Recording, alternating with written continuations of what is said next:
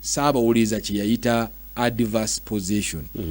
Nti omuntu bw'abeera ku ttaka n'alibeera kuva ku biri eby'emyaka 12 twogerako eby'ekibanja naye n'abeera ku ttaka eryo nga nnyini ttaka tomulemesezza tomukaayanyiza tolina ky'omukoze n'alikozesa emyaka negiwera 12 va ku biri ebya bonafide tugamba nti ow'ekibanja yasenga ku ttaka constitution bwe yajjira mu 95 nga yaliko myaka 12 oyo abeera bonafide occupant tetuli ku ekyo emyaka 12 gyonna bwe tugibalira singa abeera ku kibanja singa abeera ku ttaka tawa busuulu takola yeeyisanga nnyiniwo naye nga gwe okimanyi nti wawo n'osirika n'ogamba yamanyi.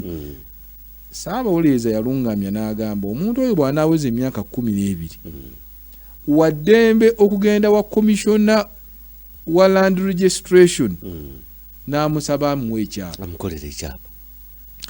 Oli bwe twayogeddeko bonafide ye qualifyinga kuwa busuulu asigala wa kibanja kino kyenjogerako ekya adverse possession bamuweera ddala kyapa nga nannyini ttaka.